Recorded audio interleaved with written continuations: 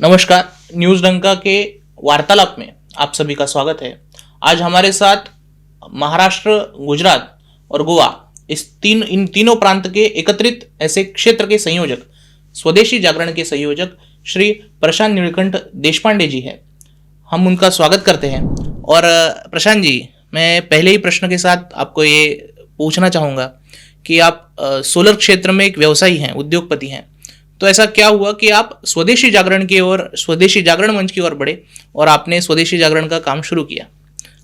वैसे solar projects जो है वो मेरा व्यावसायिक काम है और स्वदेशी जागरण मंच यह सामाजिक काम है। तो स्वाभाविक है कि दोनों अपने अपने अलग अलग विषय हैं।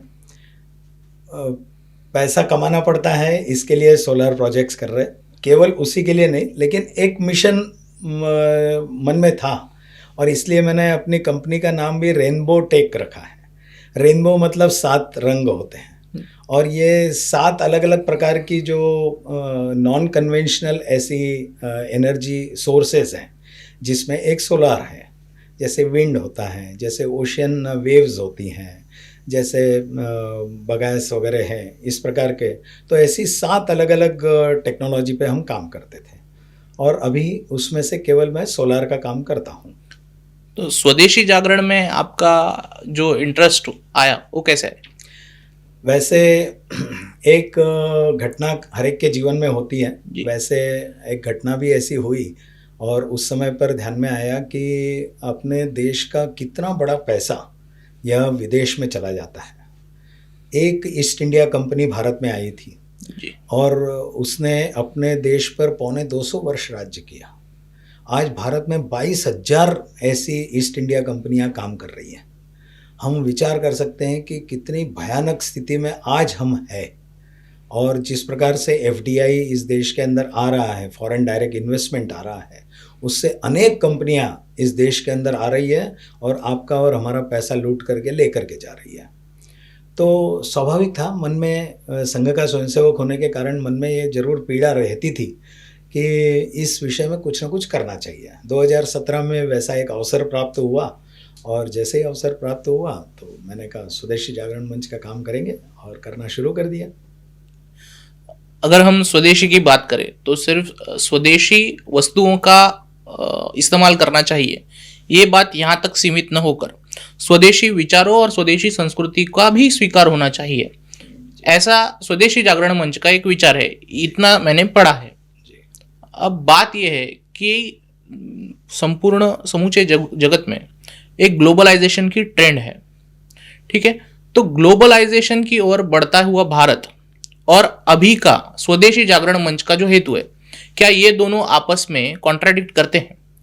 बिल्कुल कॉन्ट्राडिक्ट नहीं करते हैं, क्योंकि विषय ऐसा है कि स्वदेशी की पहले से ही इस प्रकार की भूमिका रही है अपने स्वदेशी जागरण मंच की कि जो भी विदेशी है उसका स्वदेशानुकूल विचार करना और स्वदेशी का जो है वो युगानुकूल विचार करना।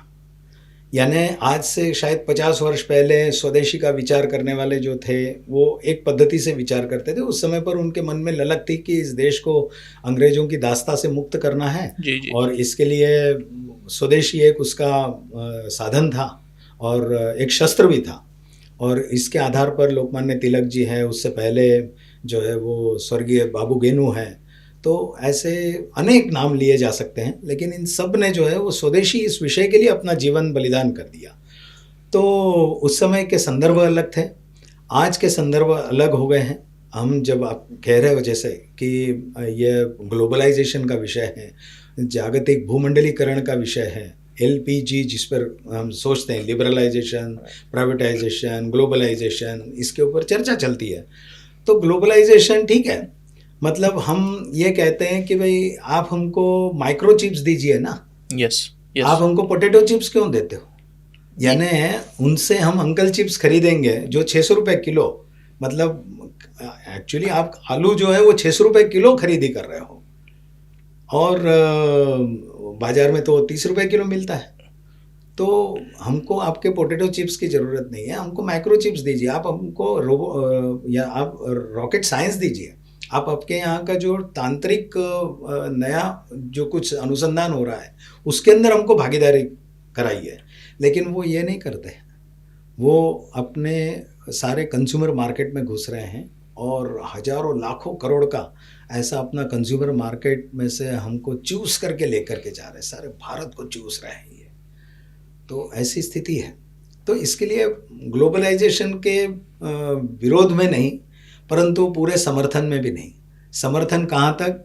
तो जब तक तंत्रज्ञान यदि अपने पास आता है तो उसके समर्थन में है। जहाँ तक अचार बनाने की बात है तो अचार हमारी महिला से बढ़िया कोई दुनिया में बना नहीं सकता है, लेकिन वो अचार भी यहाँ पर बेचने के लिए आ रहे हैं, पापड़ बेच रहे हैं और फिनाइल बेच रहे हैं। तो ये तो नहीं चलेगा ना, वो हम बना सकते हैं। तो ऐसे आपको नहीं लगता कि उनकी मार्केटिंग बढ़िया है, तकनीक तो बढ़िया है लेकिन मार्केटिंग भी बढ़िया है? किसी आम युवा की बात करें तो वो जीन्स पहनना धोती पहनने से ज़्यादा मुनासिब समझता है। जी तो ये मार्केटिंग का कमाल है कि जीन्स ज़्यादा अच्छी है, अच्छे से कैरी कर सकते हैं, बिल्कुल। लेकिन धोती नहीं। पर असल में देखा जाए तो धोती ज़्यादा अच्छे से कैरी की जा सकती है। तो ये मार्केटिंग में हम कम पड़ रहे हैं। इसके संदर्भ में स्वदेशी जागरण क्या सोचता है, क्या काम कर रहा है? बिल्कुल, बहुत अच्छा प्रश्न आपने किया। वो इसलिए कि उनका मार्केटिंग बेहतरीन है, इसमें कोई विवाद नहीं है, तो बिल्कुल निर्विवाद सत्य है ये। और उनके पास में अनेक प्रकार की तकनीकें हैं जिसके माध्यम से वो अपने माल को अच्छी तरह से बेच सकते हैं। हम कम पड़ रहे हैं, ये बात बिल्कुल सही है कि जिस प्रकार का मार्केटिंग वो कर सकते हैं वो हम नहीं कर पा रहे हैं, लेकिन करना चाहिए। और अब धीमे धीमे भारतीय कंपनियों ने भी वो सीखना शुरू कर दिया है। और आप देखोगे अभी जो नए नए स्टार्टअप्स आ रहे हैं वो सब बहुत बढ़िया मार्केटिंग कर रहे हैं, पूरे जगत में घूम रहे हैं वो, और सारे विश्व से धंधा लेकर के आ रहे हैं। तो अपने व्यावसायिक भी अभी कम नहीं है, अब वो भी कर रहे हैं, परंतु थोड़ा सीखने में समय गया, पर ठीक है, अब वो आ जाएगा। दूसरा जो आपने प्रश्न का आपका दूसरा भाग था कि जीन्स पहनना ज़्यादा उसको ठीक लग रहा है धोती पहनने से, तो ये एक पूरा परिवर्तन का दौर चल रहा है। आज जिस प्रकार से 2014 के बाद में देश के अंदर एक राष्ट्रवाद की पूरी मानो आंधी चल रही है, यानी देश का सर्वोच्च पद पर बैठा हुआ ऐसा प्रधानमंत्री भी, वो भी जब अपनी मन की बात में वोकल फॉर लोकल की बात करता है, वो भी जब स्वदेशी की बात करता है, वो भी जब आत्मनिर्भर भारत की बात करता है, वो भी जब ये कहता है कि मेरे गांव को मैंने विकसित करना है, वो ग्राम विकास की बात करता है, जब ये उस स्तर से इस प्रकार से प्रयास चालू होते हैं, तो जो स्वदेशी की मूल आत्मा है, स्वदेशी की मूल आत्मा है स्व का बोध होना, स्व का जागरण करना। यानी स्वदेशी कहने के बाद में केवल स्वदेशी प्रोडक्ट यानी केवल पतंजलि का प्रोडक्ट वापरो, श्री श्री रविशंकर का प्रोडक्ट वापरो तो ही आप स्वदेशी हो गए, ऐसा नहीं है। अपनी बोलचाल की भाषा में हम अपनी मातृभाषा का उपयोग करते हैं कि नहीं, प्रयोग करते हैं कि नहीं? यदि हम भी अंग्रेजी बोलते बोलते और कंधे उड़ाते उड़ाते और अपने आप को अंग्रेजी बोलने के बाद में बहुत ज़्यादा प्रगत समझने लगेंगे तो ये स्वदेशी नहीं रहा। फिर इसके लिए भाषा, भूषा, भ्रमण, भोजन, भवन, ये सारा स्वदेशी हो, अपना आचार विचार सब कुछ स्वदेशी हो, अपनी चिकित्सा व्यवस्था ये भी स्वदेशी हो। ये ऐसे अनेक आयाम हैं स्वदेशी के। तो ये सारे क्षेत्रों के अंदर स्वदेशी की भावना का व्याप होना, ये स्वदेशी की भावना सर्वव्यापी, सर्वस्पर्शी, सर्वग्राही ऐसी होना, ये आज काल की आवश्यकता है। नहीं, आपके स्वदेशी का भाव मुझे समझ आया। आपने जो मुझे बताने की, हमें बताने की कोशिश की, अभी देखिए ये सही है या नहीं है। स्वदेशी का मतलब ये होगा कि स्वभाव, हमारा जो स्वभाव होगा, हमारे संपूर्ण देश का स्वभाव होगा, हमें उसे अपनाना है। तो ये भी है कि जो वेस्टर्न कंट्रीज है उनका स्वभाव अलग है और हमारा स्वभाव अलग है, पर जिस हिसाब से ट्रेंड जा रहे हैं उस हिसाब से वेस्टर्नाइजेशन ही असली डेवलपमेंट है। ये एक प्रकार का भाव भारतीय सिर्फ युवाओं ने नहीं, उनकी पहले की पीढ़ियों ने भी स्वीकृत किया। तब अब स्वदेशी जागरण मंच के नाते ये भाव हम पुनर्निर्मित कैसे करेंगे, ये चेतना जागृत कैसे करेंगे कि वेस्टर्नाइजेशन विकास नहीं हो सकता, ये भारत का स्वभाव नहीं हो सकता। इस बारे में क्या चल रहा है? आपने शायद श्रद्धेय दत्तोपंत ठेंगड़ी जी का एक बहुत ही चर्चित ऐसा पुस्तक है जिसका जो टाइटल है वो है कि westernisation with modernisation without westernisation, यानी पश्चिमीकरण के बगैर आधुनिकीकरण। तो हर चीज़ का जो है वो वेस्टर्नाइजेशन होने से ही वो मॉडर्न होता है ऐसा मानने की आवश्यकता नहीं है। स्वतंत्रवीर सावरकर जी ने जब उनका यानी अंतिम समय पास में था तो उन्होंने कहा कि मेरी चिता को आप यानी लकड़ियों से दाह संस्कार मत कीजिए, उसको इलेक्ट्रिक सिगड़ी में डाल दीजिए मेरे देह को। क्यों? तो वो चाहते थे कि उतना पर्यावरण का जो है वो नुकसान मैं कम करूँगा इस धरा से जाते जाते भी। तो ये होता है कि मॉडर्नाइजेशन यानी अपनी मूलभूत श्रद्धा स्थान, अपने मूलभूत विचार वैसे ही रखते हुए भी हम आधुनिक कैसे बन सकते हैं। तो ऐसे अनेक अपने क्षेत्रों के अंदर भी अभी धीमे धीमे तरुण जो है वो जीन्स पहनते पहनते कम से कम स्वदेशी की बात करने लग गया। उसको भी अच्छा लगता है कि हाँ मैं चलो जो है वो कुंभ में स्नान करने के लिए जाता हूँ, तो एक उसको भी पता है अब ये सारी ग्रहों की साइकिल है और गुरु का इस प्रकार से गति का वो सारा गणित उसको भी समझ में आ रहा है। तो अब उसको ये आधुनिक संदर्भ में स्वदेशी को समझने का वो प्रयास कर रहा है। नहीं तो पहले क्या था, उसको भी लगता था कि इसका कोई मेरे से कुछ लेना देना नहीं है, वहाँ जाने से कोई पाप थोड़ी धुलने वाले हैं मेरे, और उधर स्नान करने से क्या लाभ होगा। लेकिन जब उसको जोड़ा गया कि ये केवल इतना भर नहीं है, वहाँ पर जाके स्नान करना भर नहीं है, परंतु 144 वर्षों के बाद में ऐसी एक जो है वो ज्योतिष शास्त्र में बताई हुई ऐसी कोई विद्या है जिसके आधार पर हम ये कह सकते हैं कि ऐसा एक प्रसंग 144 वर्ष के बाद में आया है। तब वो जा रहा है, वो जीन्स पहन के जा रहा है, मेरे घर से गए हैं वो जीन्स पहन करके गए, लेकिन वहाँ जाने के बाद में एक अलग अनुभूति होती है। वहाँ से रशिया और यूक्रेन दोनों में झगड़ा चल रहा है, इतना बड़ा युद्ध चल रहा है, लेकिन आप वहाँ जाकर के देखेंगे तो रशिया और यूक्रेन के कैंप जो है वो सामने सामने लगे हुए हैं। 54 देशों से लोग आकर के वहाँ रुके हैं, वो सारे अपने आप को मॉडर्न कहने वाले लोग हैं, लेकिन वो क्यों आ रहे हैं वहाँ पर? क्यों? तो अपनी जो मूलभूत श्रद्धाएं थी, अपने जो विचार थे, अपना जो विज्ञान था, उसमें लोगों को श्रद्धा बैठना शुरू हुई है और उसका परिणाम आएगा। थोड़ा धैर्य रखना पड़ेगा, थोड़ा संयम रखना पड़ेगा। आज के नौजवान भी बड़े तुरंत गूगल करने वाले लोग हैं और पता लगा लेते हैं हम जो कहते हैं वो। तो इस बारे में स्वदेशी जागरण के माध्यम से क्या काम हो रहा है इस बारे में कि स्वदेशी का पुरस्कार? स्वदेशी जागरण मंच 1991 में 22 नवंबर को श्रद्धेय दत्तोपंत ठेंगड़ी जी के प्रेरणा से प्रारंभ हुआ। अब करीब 34 वर्ष पूर्ण हुए और ये 34 वर्ष की यात्रा के अंदर स्वदेशी ने अनेक इस प्रकार के आंदोलन भी करने पड़े, जब करने पड़े तो किए भी हैं।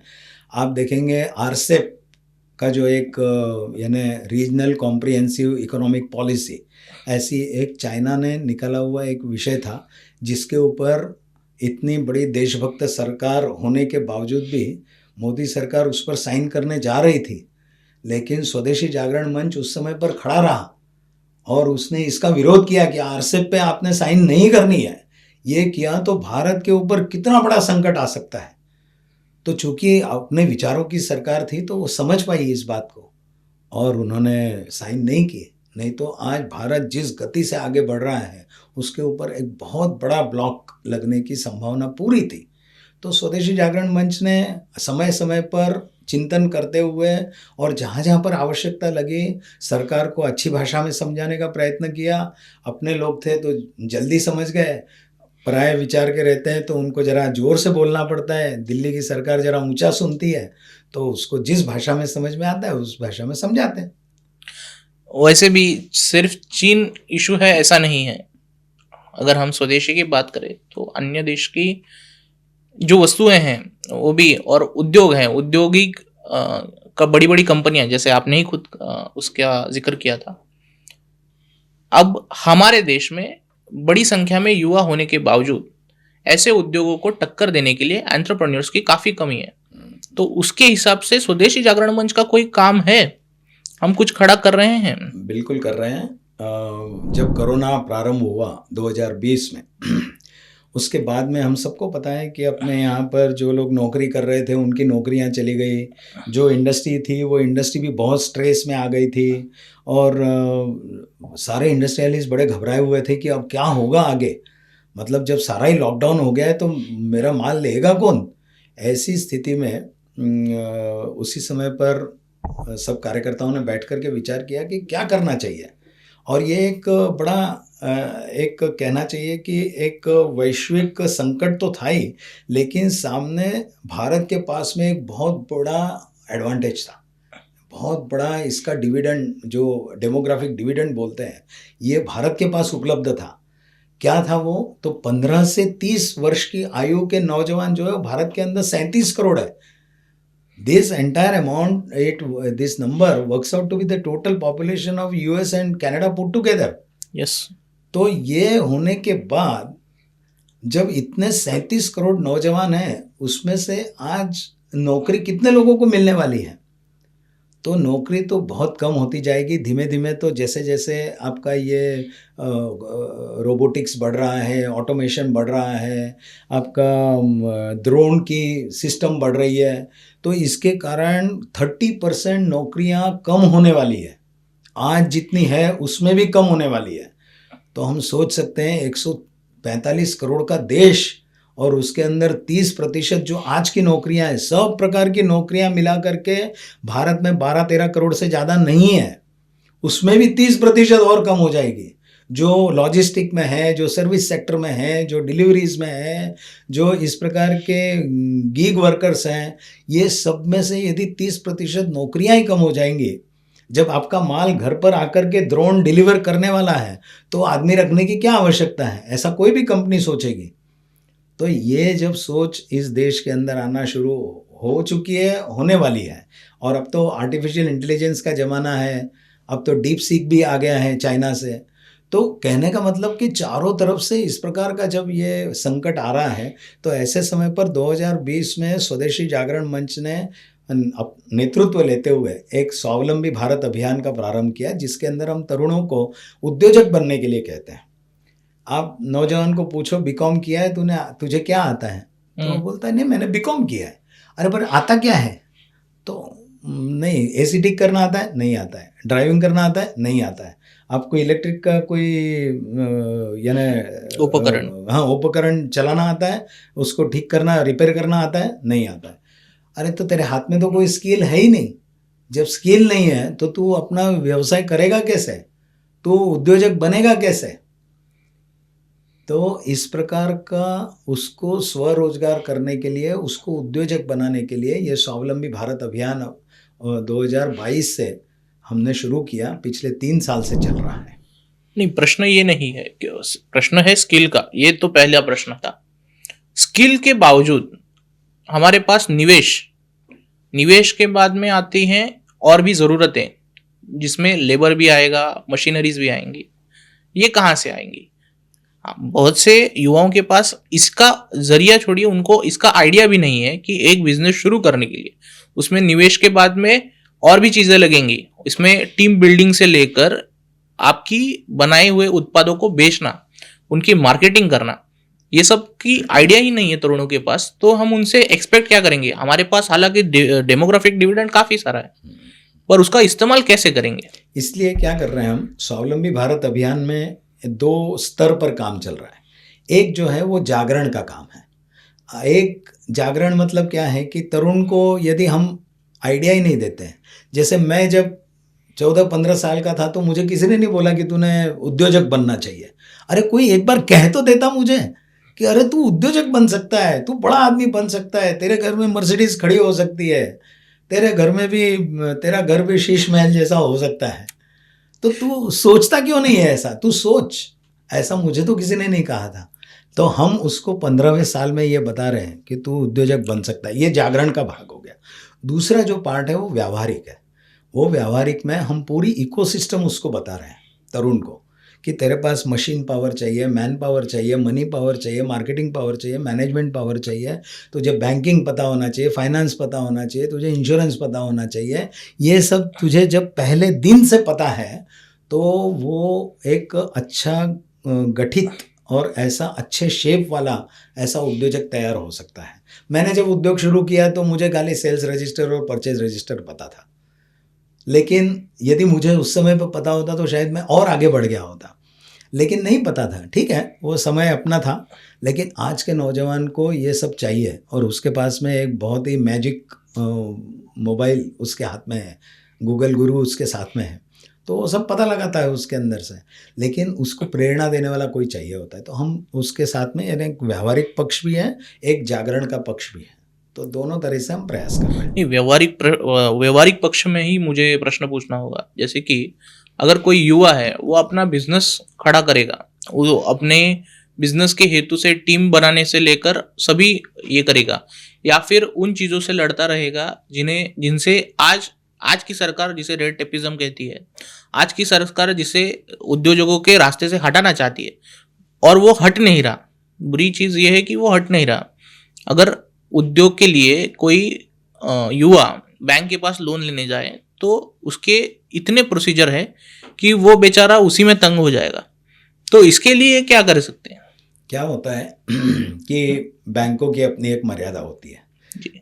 और बैंक को उनका अपना एक ऑडिट होता है, इंटरनल ऑडिट, एक्सटर्नल ऑडिट दोनों होता है। जी। तो इसलिए उन्होंने कुछ एक तो अपने नियम कानून बनाए हुए हैं, तो उसकी पूर्तता तो किसी को भी करनी पड़ेगी। एक दूसरा ऐसा है कि जैसे मुद्रा लोन है, यस, एकदम जो सबसे पॉपुलर है उसी का मैं नाम ले रहा हूँ, क्योंकि Yes, उससे बहुत आप popular। अपने दर्शक भी बहुत जल्दी कनेक्ट कर पाएंगे। तो मुद्रा लोन के लिए जाते हैं, कई तरुण आते हैं मेरे पास, बोलते हैं कि अरे मुद्रा लोन के लिए मैं गया था, वो बैंक ने इतना परेशान कर दिया, मैंने छोड़ दिया उसके पीछे। अब बैंकों को क्या हो गया कि बीच के काल में ये मुद्रा लोन कोई मोदी जी ने शुरू की हुई योजना नहीं है, उसके पहले से चल रही थी, लेकिन कुछ ऐसे तत्व इसके अंदर आ गए जिन्होंने लोगों को लोन दिलाने के बहाने जो है, और वो सारी साठ-गांठ करके और ऐसे गलत एनपीए अकाउंट खड़े कर दिए। बैंकें आज डरती है, आज नहीं डर रही है, लेकिन 2014 में डर रही थी। लेकिन मैं आपको बताना चाहता हूँ, मेरे पास में सूची तैयार है, आप पहले बता दे तो मैं सूची भी लेकर के आता था, लेकिन इतने लोगों को हमने मुद्रा का लोन दिलवाया है और बड़े आसानी से देते हैं वो। उनको खाली क्या चाहिए होता है कि भाई ये व्यक्ति आए हैं, ये कोई अपने पहचान के व्यक्ति के द्वारा आए हैं। यदि इतना उनको भरोसा हो जाता है तो सब बैंक के लोन देने के लिए तैयार है। मेरे परिचय के जितने भी सहकारी बैंक जो इसके अंदर रजिस्टर्ड है, वो सारी रजिस्टर्ड बैंक के देने के लिए तैयार है। एक दूसरा ऐसा है कि पहले के समय में क्या होता था कि बैंकों को मनी लेंडिंग का एक उनका टारगेट होता था कि साल भर में हमने इतना पैसा इंडस्ट्री को लोन देना है। तो वो क्या करती थी कि बहुत बड़े बड़े मछलियाँ पकड़ लेती थी और उसको 100 करोड़ दे दिया, उनको 100 करोड़ दे दिया और उनका 500 करोड़ का जो है वो टारगेट पूरा हो गया। तो ऐसा करके अपना सारा टारगेट पूरा कर लेती थी। अब सरकार ने नियम ऐसा लाया है कि जो भी आपका टारगेट रहेगा, साल भर में जितना भी आप लोन देने वाले हैं, उसका 75% आपको एमएसएमई को देना पड़ेगा। 10 करोड़ से नीचे वाला लोन भी देना पड़ेगा। तो अब क्या हो गया है कि अब बैंकों को भी ये यानी उनकी भी एक जिम्मेदारी बन गई है। तो पहले उनको कोई लायबिलिटी नहीं थी, कोई पूछने वाला नहीं था, उनका टारगेट पूरा हो गया, उन्होंने कर दिया। लेकिन अब जब ये आया है तो बैंकें भी लोन देने के लिए तैयार हैं। उनको थोड़ा सा एक भरोसा होना चाहिए। बाकी अपने मेरे परिचय में जितनी भी बैंकें हैं वो सब तो बिल्कुल देने के लिए तैयार हैं। आप फिलहाल तो युवाओं के साथ काम कर रहे हैं, स्वावलंबी अभियान चला रहे हैं, तो इन सिर्फ लोन नहीं और भी चीज़ें हैं जिनमें युवाओं को तकलीफ है या फिर उन्हें स्किल सेट की कमी है। इसके अलावा आपको क्या लगता है और क्या चीज़ें रोक रही है युवाओं को उद्योजक बनने से? क्या होता है, एक तो उसका ठीक समय पर काउंसलिंग नहीं होता है जी।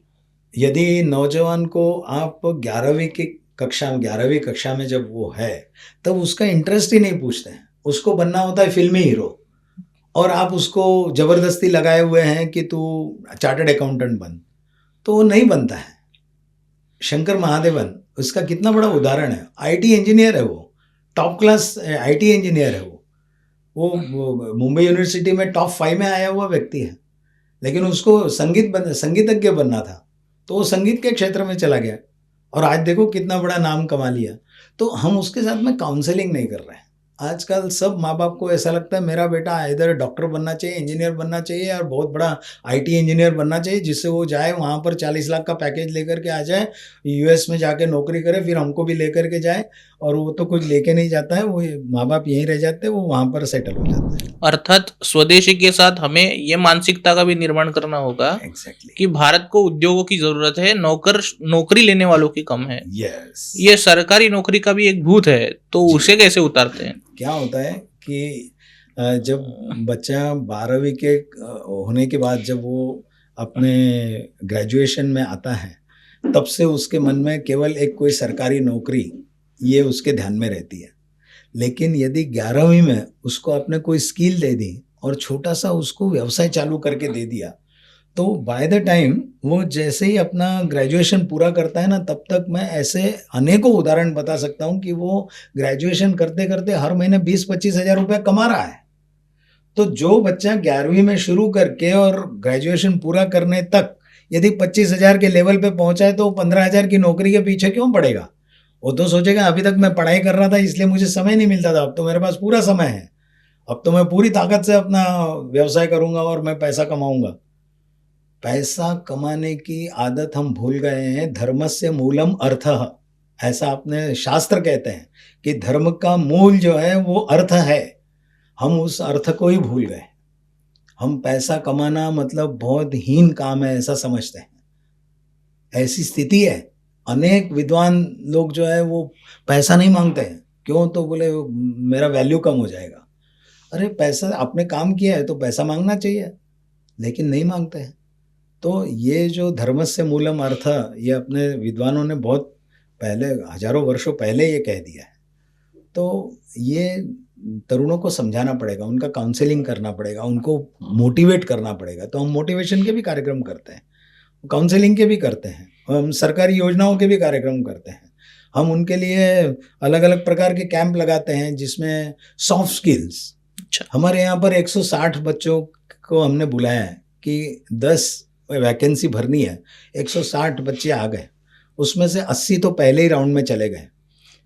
ऐसे करते करते आखिर में 22 बच्चों को हमने भेजा वहाँ पर, उसमें से केवल 2 जन सिलेक्ट हुए। क्यों? तो उस कंपनी ने बोला न उसको कपड़े पहनने का शऊर है, न उसको बात करने का, उसका कम्युनिकेशन इतना पुअर है, न उसका कोई अपीयरेंस ऐसा दिखाई दे रहा है, न उसके कोई नॉलेज में डेप्थ है। तो ऐसे उसको लेकर के मैं क्यों मेरी लायबिलिटी बढ़ाऊं? तो नहीं लेते हैं। तो सॉफ्ट स्किल्स हम सिखा रहे हैं उसको कि तेरा बॉडी लैंग्वेज क्या होना चाहिए, तूने कैसे कम्युनिकेट करना चाहिए, वहाँ जाता है तो तूने कैसे कपड़े पहनने चाहिए, तू कौन से पोस्ट के लिए गया हुआ है और तू क्या कर रहा है। तो हमने अच्छी कंपनियों के बड़े एचआर मैनेजर को बुला करके और उनके साथ में सॉफ्ट स्किल्स के ऐसे कैंप लगाए, उसका फ़ायदा हुआ है। हमने करीब करीब 20 से 21 हज़ार नौजवानों को जॉब दिलवाए हैं। तो इसी माध्यम से इस प्रकार से जॉब मिले हैं उनको कि उनके जो जिस लेवल पे थे वहां से उनको एक कदम आगे बढ़ाया, चल पड़ी गाड़ी। वैसे अभी ये था एक पार्ट, और एक और पार्ट है जो उद्योगपतियों के सबसे ज्यादा आड़े आ रहा है, वो है सेल्स है, लॉजिस्टिक है और इंफ्रास्ट्रक्चर है। हालांकि हम अभी काम कर रहे हैं, पर जो बाहरी हमारे कॉम्पिटिटिव कंट्रीज है उनका इंफ्रास्ट्रक्चर काफ़ी स्ट्रांग है, लॉजिस्टिक काफ़ी स्ट्रांग है और सेल्स का प्रोसेस भी काफ़ी आसान है। हमारे देश में क्यों नहीं है? हो सकता है, यानी आपने कहा बिल्कुल सही बात है। आज सारे प्रगत देशों की तरफ हम देखते हैं तो आपने जो कहा उस प्रकार से सारा इंफ्रास्ट्रक्चर उनका बहुत अच्छा बना हुआ है और उन्होंने बहुत पहले से ये सोचना शुरू कर दिया, क्योंकि उनको उनका ध्यान जो था वो एक्सपोर्ट मार्केट पे था। उनके यहाँ की जो स्ट्रेंथ थी वो उनकी आबादी नहीं थी, उनकी जनसंख्या नहीं थी, उनकी स्ट्रेंथ उनका प्रोडक्शन था। जैसे चाइना आज जितना कंज्यूम करता है उससे 4 गुना मैन्युफैक्चर करता है, तो स्वाभाविक है उसको अपना माल बेचना भी है। तो माल बेचना है तो आदमी सारी सिस्टम को ठीक से लगाता है।